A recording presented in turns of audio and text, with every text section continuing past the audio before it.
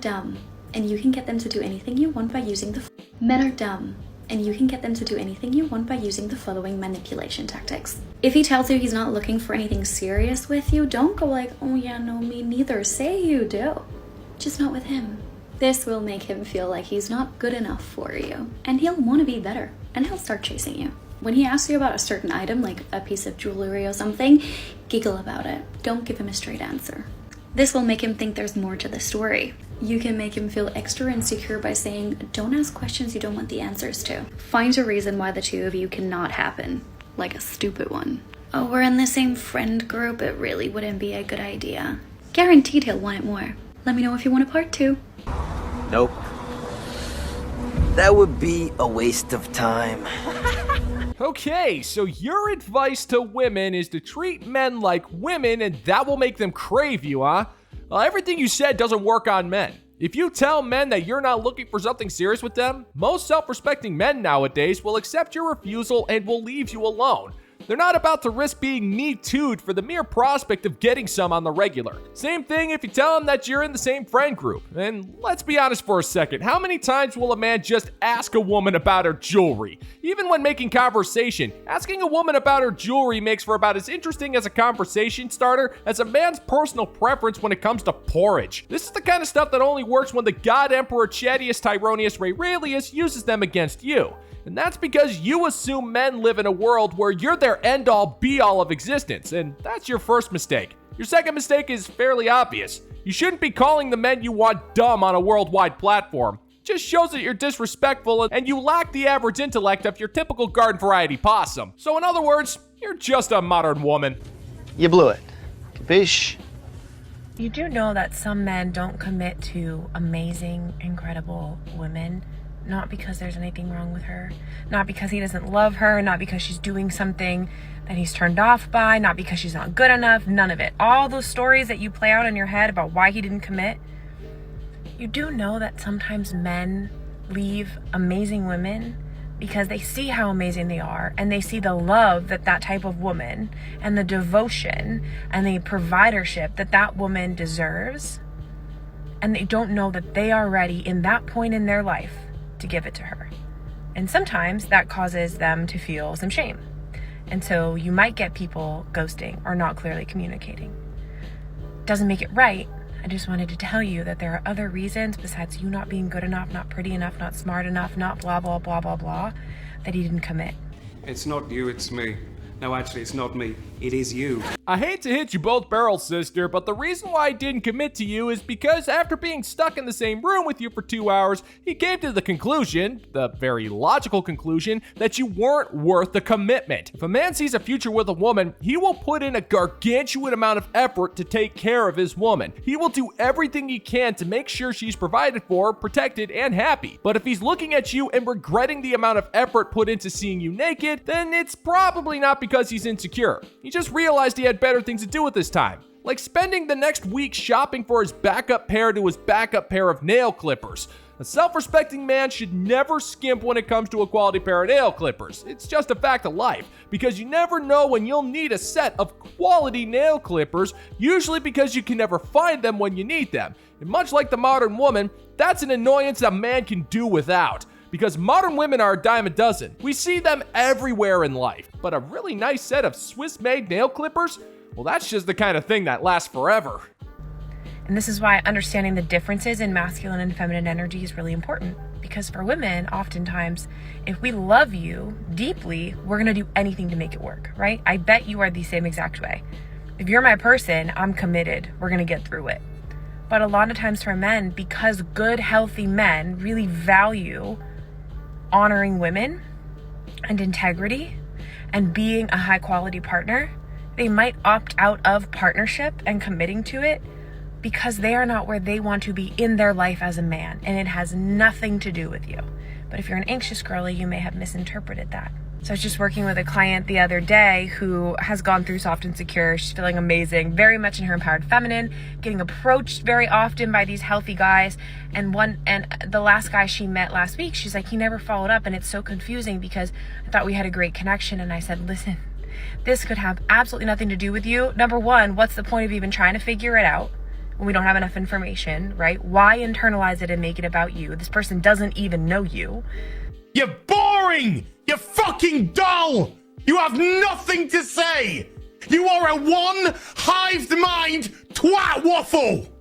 You ever notice how a woman will become completely baffled when a conversation they interpreted as good doesn't lead to a lifetime's worth of romance? If a man and woman are talking and the man doesn't follow up, that is true. He doesn't know her, but that is because he determined that what he learned about her wasn't worth knowing. If he's not interested, he's not going to expend more energy than he has when it comes to chicks who clearly lack basic conversation skills. Seriously, woman, think about it for a second. If the conversation were good, then why did the man not want to bother with even a little performance of Pumpty Dumpty? Well, I'll tell you, it's because the conversation most likely sucked and that man felt like he was under no obligation to tell you so. He let his actions do the talking, which is something a secure man does. He doesn't give two craps about your divine feminine energy because dealing with that kind of energy is a waste of his, and that stuff is fairly obvious. Second of all, did you know that good, healthy men sometimes don't commit or follow up because they see how valuable they are and they're questioning themselves and if they can handle it? Which really alleviated her internalizing and taking it personally when someone doesn't follow up or ask for the second date or all those things. Hope this is helpful. And of course, if you're experiencing this and you want some support with attracting men who do commit and can handle you and are ready for the amazing woman that you are, that's exactly the work I do in the world, is help really high-achieving, successful women attract in healthy, empowered, masculine partners and co-create really healthy, thriving love. So you have failed conclusively. It's over. And there is nothing that you can do here in this room that can turn that around. Let me ask you something, sister. Why should a man want to deal with you? That sounds like a needlessly raw deal if you ask me. A man works his whole life, and all he wants is a woman who's going to bring him some peace. And you're saying to that man who works at his job, works on himself, and works his ass off, should just turn around to handle you, and you're not even willing to admit that you're not all that great of a conversationalist. Why would any man want that in a woman? You've yet to openly acknowledge any form of legitimate qualities these women have. It's only generalized statements that are so sappy it all but guarantees a nasty case of incurable stage 3 diabetes. And conveniently enough, every single one of your positive qualities are always qualities that are lacking in men, which just goes to show that you'll do anything to avoid taking accountability for any of your actions if it means that you'll get some sympathy and validation out of the mix, which makes sense when you realize that no other man would ever want you. Good, but I would say it's horrible yet terrible. Ugly yet disgusting. You suck. According to a 2013 survey, the average single male changes his sheets approximately 4 times a year.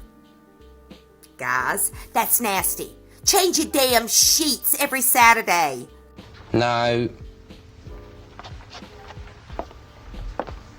No, woman. What's gross is how you think you're in a position to judge the cleanliness of a man's sheets when you look like you haven't even washed in the last week. And even if that wasn't true, what business of it is yours when men wash their sheets, and why do you care? What's with the emotional investment in the bed sheets of men you'll never meet? Seems like an oddly specific thing to lose one's excrement over.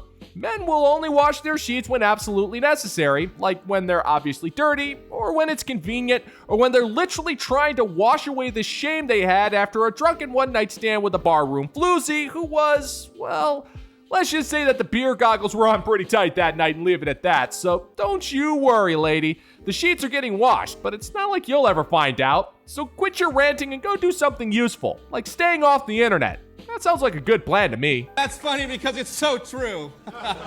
The relationship scam works a little something like this. It's kind of an average looking man who can't go out and get any kind of hottie he wants on the weekends, so he goes into a relationship with a woman. Now, long-term relationship men are the worst because they have no intention on marrying you. You're just giving it up to him for free so he can keep an eye out. So when he does find the one he wants, he dumps you and gets married to that one. I've seen it happen. If he can't get any better, he could string you along for like 5-10 years. He may just be in a long-term relationship with you forever, or he may finally get married to you. And that's when the fun part begins. because he never liked you in the first place, and he's probably going to get even worse. So relationships are just you wasting your time giving a man access to your body when you could be spending it finding somebody who's actually has the money and wants to invest in you because you're their dream woman. A man will settle down with a girl who's their dream woman. When they find out they can't get any better, they'll settle down with you. Or if they're super old and they really very badly need a nurse. Emotional, damn it! Woman, self-respecting men do not settle. They don't have to. If he wants a woman in his life, he will choose that woman. It's the women who choose to settle. We should know. You never pass up an opportunity to bitch about it. The real relationship scam is the fact that modern women will lie about literally everything they can if it increases the odds of them not ending up as a bowel movement for their army of cats. You'll lie about your body counts, you'll lie about your age, your religion, upbringing, you'll lie about the way you look thanks to unhealthy amounts of makeup and filters, and anything else you can think of to increase the odds of getting into one of those long-term relationships that you loathe. And when the man finds out that you've been lying, then all of a sudden, it's his fault for not accepting your imperfections because your past doesn't matter and he should love you and give you money because you have the superpower of wasting his oxygen. It's pretty obvious to us that you just love to complain about everything you can because you're clearly just bitter over the fact that every single man you wanted never wanted to be seen with you in public. I know it, your family knows it, dogs know it. One thing about me, and this is gonna be very niche. It's gonna be very niche. It's not gonna apply to everyone. It's not meant to. And it just doesn't. This generation, this is not gonna apply to everybody. But one thing about me, a bitch got her head screwed on straight. That's for sure. That's for fucking sure. Immediately, yes. Mom and dad, they did do something right. I was raised right. I gotta give it to them there. I do. I also want to give it to myself. I'm the oldest daughter. I did kind of raise myself a little bit, but...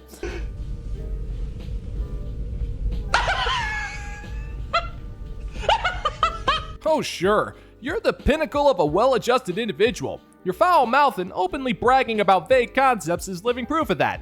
Even though your relationship advice is about on par with your assumed body count, it's terrible and socially unacceptable. Now, I can turn around and tell you that I own at least 2 grain silos full of cans of sweetened condensed milk, but that wouldn't make it a fact, now would it? Sure, it'd be nice to have that much on standby, but when you start getting into stockpiles that high, you really shouldn't be bragging because you never know who's listening.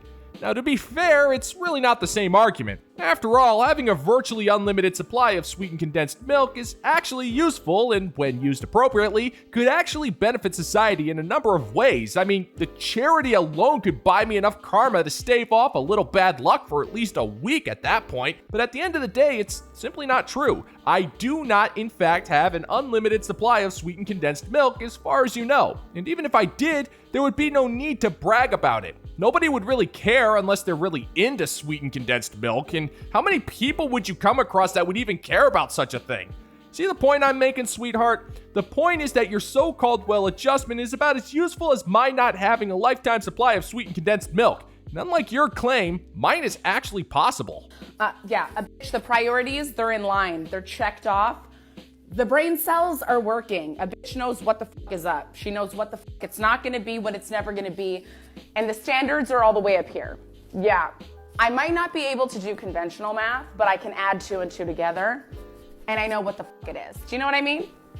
So I mean, once again, very niche, but if you do have your head screwed on right and tight, we're twins. Yes, we are. Answer the question!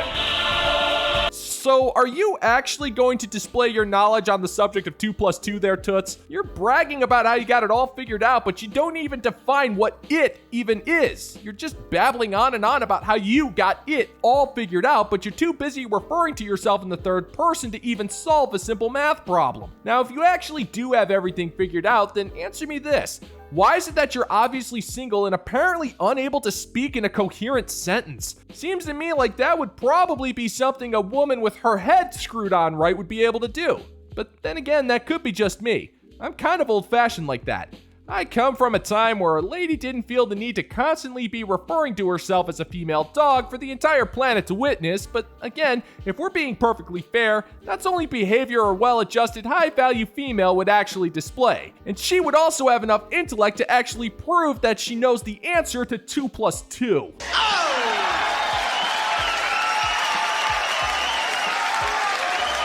That is going to do it for today's video, gentlemen and gents, and as always, if you find that my particular brand of comedy is bringing you to the brink of laughter, then why don't you scroll on down and click that like and subscribe button, ring the notification bell, and leave a couple of comments, and make sure to share this video so we can give the good old-fashioned middle finger to the YouTube algorithm.